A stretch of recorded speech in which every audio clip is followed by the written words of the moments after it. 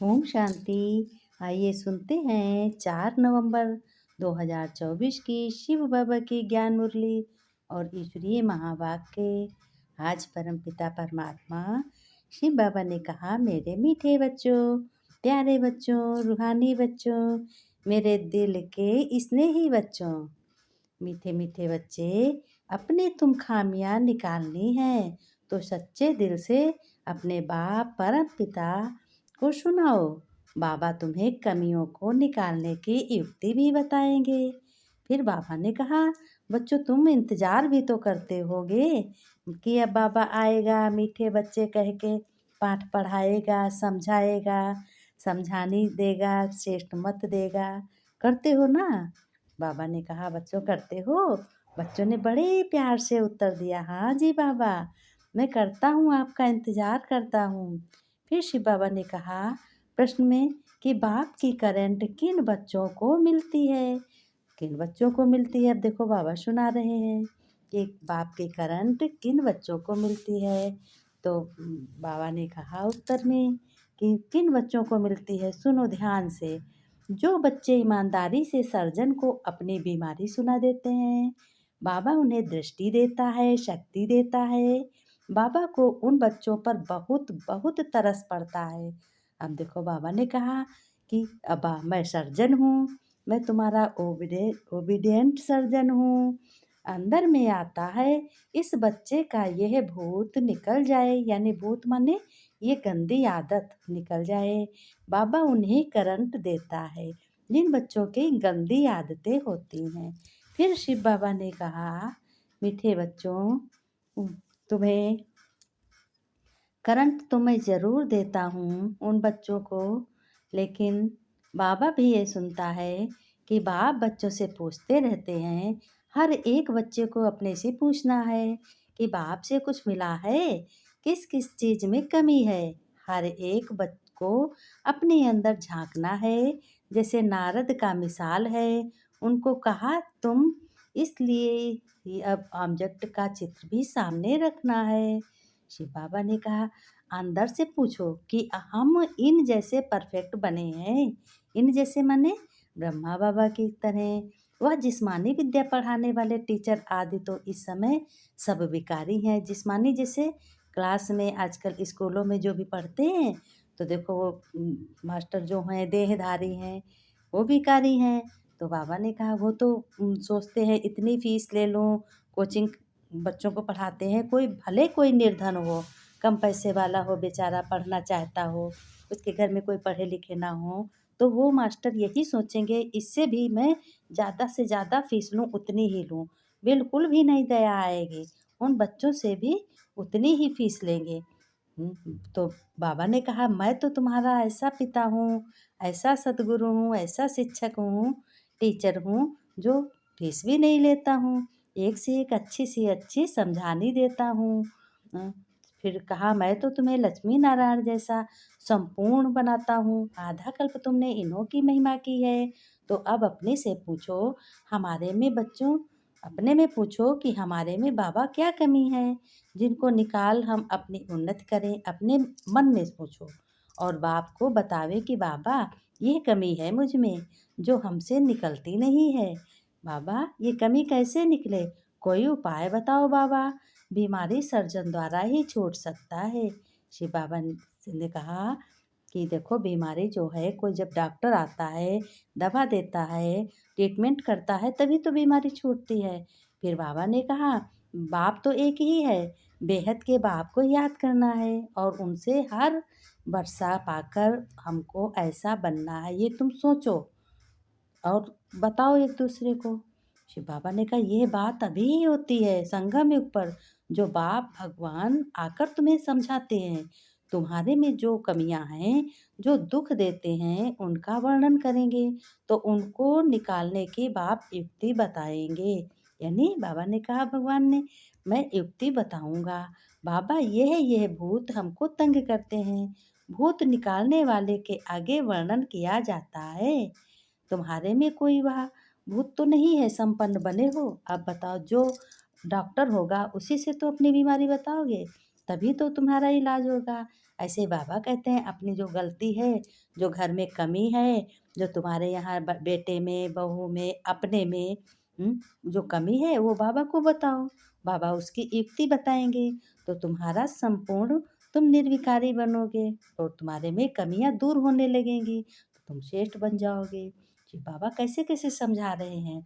और कहते हैं अगर सर्जन से ही छिपाते रहोगे तो कर ही क्या सकते हो। तुम अपने अवगुण बताते रहेंगे तो बाप भी राय देंगे। जैसे तुम आत्माएं बाप को याद करती हो वैसे ही बाबा आप कितने मीठे हो ऐसे सोचो। बोलो कि बाबा आप कितने मीठे हो, हमको क्या से क्या बना देते हो। बाप को याद करते रहेंगे तो भूत भागते रहेंगे। कोई न कोई भूत है जरूर, सब में कुछ न कुछ कमी होती है कितना भी अच्छा हो। बाप ने कहा सर्जन को बताओ, बाबा हमको इनकी युक्ति बताओ। जैसे डॉक्टर के आगे कुछ छिपाना नहीं पड़ता। डॉक्टर कहते हैं शर्माओ मत बड़ी मरीजों से, मुझे बताओ तभी तो मैं इलाज करूँगा। बाप बैठ समझाते हैं, भगवान शिव बाबा समझाते हैं। फिर देखो कह रहे हैं बच्चों, जानते हो झाड़ धीरे धीरे वृद्धि को पाता है। पत्ते झड़ते रहते हैं, माया विघ्न डाल देती है, लेकिन बैठे बैठे बच्चे अच्छे बन जाते हैं, श्रेष्ठ बन जाते हैं। सन्यासियों को तो घृणा आती है तो एकदम गुम हो जाते हैं। कोई ना कोई कारण, ना कोई बातचीत, कनेक्शन तो सबका बाप के साथ है। बच्चे तो नंबरवार हैं। बाबा ने कहा हमारे जो श्रेष्ठ बच्चे हैं, ज्ञान सुनते हैं, जिन्होंने संबंध जोड़ा है, वो तो न्यारे हैं। उनके जैसा तो कोई हो ही नहीं सकता। अब देखो बाबा कितनी अपने बच्चों की प्रशंसा करने लगे। बाबा भी तो है, हर एक युक्ति बताता है ना। बाबा ने कहा कि वह भी बाप को सच बताए तो वह उनकी भी कमियां निकल जाएंगी और ऊंच पद भी पा जाते हैं। बाप भी तो जानते, बाबा ने कहा मैं भी तो जानता हूँ। कई ना बतलाने के कारण अपने को बहुत घाटा डालते हैं। बाबा ने कहा किसी को शर्म आती है कि मैं कैसे बताऊँ ये बाबा को अपनी बात। फिर बाबा ने कहा कितना भी समझाओ परंतु वह काम करने लग पड़ते हैं। माया पकड़ लेती है।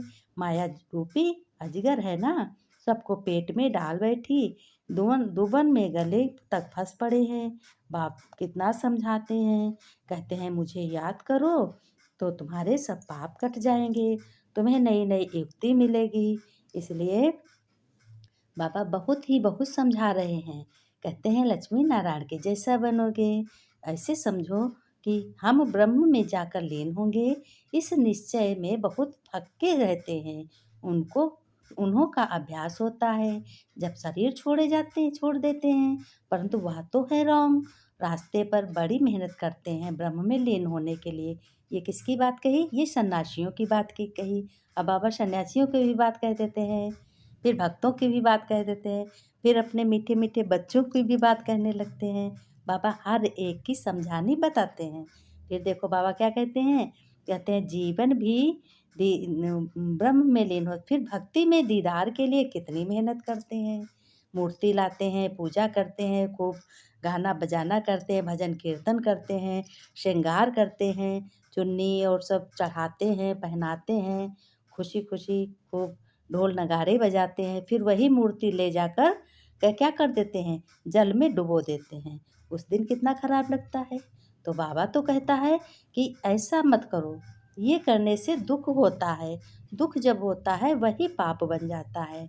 बाबा ने कहा जीवन भी दे देते हैं, आत्मघात नहीं होता, जीवन घात होता है। बाबा ने एक बात और कही कि आत्मा तो है ही, वह जाकर दूसरा जीवन अर्थात दूसरा शरीर लेती है। आत्मा शरीर से निकल कर के दूसरा शरीर लेती है, फिर शरीर दूसरे शरीर में प्रवेश करती है। फिर बाबा ने कहा जो कुछ न कुछ शिक्षा बैठ देती है तो नाम हो जाता है।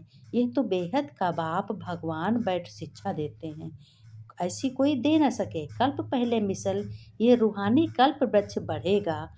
निराकारी झाड़ से नंबरवार आत्माएं आती हैं। शिव बाबा की बड़ी बड़ी लंबी माला व झाड़ बना हुआ है। अब देखो एक 108 की माला, एक 1001 की माला, एक 5001 की माला, एक 2501 की माला, इस तरीके से ये बहुत बड़ी बड़ी मालाएं बनती हैं। देखो बहुत बहुत जगह होते यज्ञ तो मालाएँ बनती हैं। तो बाबा ने कहा इन सब बातों को याद करने से भी बाप की याद आएगी, उन्नति जल्दी होगी। और कहीं भी तुम मंदिर जाते हो, वहाँ भी सब देखो तब भी तुमको अपने परमपिता की याद आएगी। शिव बाबा ने कहा मीठे मीठे सिकिलते बच्चों प्रति माता पिता बाप दादा का याद प्यार। Good morning. बच्चों ने नमस्ते की। हम रूहानी बच्चों की रूहानी बाप दादा को याद प्यार। नमस्ते नमस्ते। गुड मॉर्निंग बाबा, शुक्रिया बाबा। बच्चों ने कहा अपने बाबा ने कहा धारणा में बच्चों क्या करना, अपने आप से बातें करनी है कि हमें बाबा से क्या मिला है, एक दूसरे से शेयर करनी है कि ये जो कुछ हम देखते हैं ये सब विनाश होना है। ऐसे मन में सोचो, हम अपने घर जाएंगे फिर सुख धाम में आएंगे। अपने घर क्या, जैसे ये अगले जन्म की तैयारी है। कोई अमर होके नहीं आया है। बाबा ने कहा एक ना एक दिन तो शरीर छोड़ के जाना है और आत्माएं जा ही रही हैं, अचानक जा रही हैं। एक सेकंड का भी किसी को मालूम नहीं है, एक सेकंड क्या होगा क्या नहीं होगा। इसलिए अपनी तैयारी को पक्का रखो कि हम ये विनाश होना है। हम अपने घर जाएंगे, अपने परमपिता की गोद में जाएंगे और फिर सुखधाम में आएंगे। सतयुग में हमें बहुत अच्छा घर मिलेगा, पढ़ाई का तुम्हें ये मुआवजा मिलेगा, तभी मिलेगा। तब जो पढ़ाई पढ़ रहे हो इसी पढ़ाई से तुरंत तुम्हारा जब जन्म होगा तो सुखी होगे, बहुत सतयुगी बहुत अच्छे घराने में होगा। बाबा ने वरदान में कहा अटल निश्चय द्वारा सहज विजय का अनुभव करने वाले सदा हर्षित निश्चिंत भव। बाबा ने कहा अटल रहो कि एक मेरा बाबा दूसरा न कोई। और बाबा ने विस्तार में कहा निश्चय ही आपस में ब्राह्मण परिवार और ड्रामा के हर दृश्य में संपूर्ण निश्चय हो कि थोड़ी सी बात में निश्चय टलने वाला ना हो। सदा यह स्मृत रहे, याद रहे कि मैं विजय माला की भावी टल सकती है।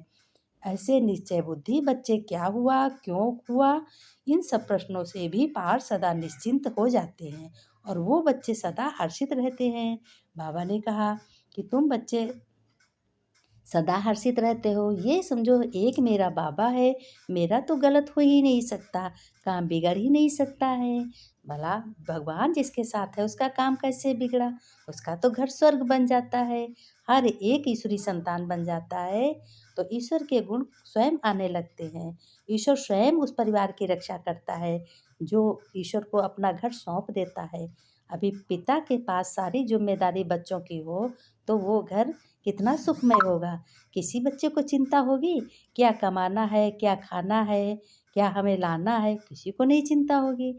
बाप तुम्हारा स्वयं संभालेगा। इसी तरीके से अपने भगवान शिव परमपिता परमात्मा को सब लोग अपने अपने घर को जिम्मेवारी को सौंप दो कि बाबा पिता परम पिता शिव बाबा प्यारे बाबा मीठे बाबा ये सब आपका है, आप संभालो। फिर देखो कितना आनंद आता है। शिव बाबा ने कहा कि बहुत आनंद आएगा। इस तरीके से तुम अपने अपने भाग्य को आगे बढ़ाओगे और अपने अच्छी से अच्छी सर्विस भी करोगे। बाबा ने तुम्हें भगवान की बातों अपने पिता की बातों में निश्चय होना चाहिए। निश्चय की निशानी है सहज विजयी सहज। अपने आप में ब्राह्मण परिवार को ड्रामा का हर दृश्य देखो।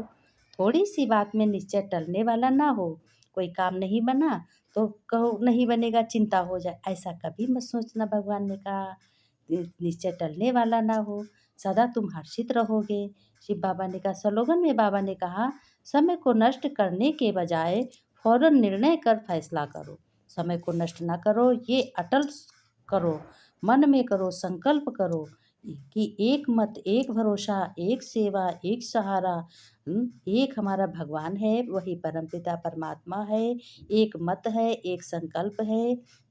तो मतलब एक हम मैं हूँ, एक बाबा है, भगवान मेरा साथी है, उसकी छाया के नीचे मैं रहता हूँ या रहती हूँ। उसकी शक्तियों से मैं अपने सुरक्षा कवच में मैं रहती हूँ और अपने घर का कल्याण और बाबा कर रहे हैं। हमारे घर का अटल निश्चय होना, विश्वास होना चाहिए कि हमारे घर का कुछ नहीं बिगड़ सकता। कुछ भी हो बाबा को तुरंत फौरन भेजो, बाबा आर्डर कर से तुरंत जाता है। तभी मालूम होगा कि भगवान हमारा साथी है। गाते भी हैं ईश्वर जिसके साथ में है तो डरने की क्या बात है।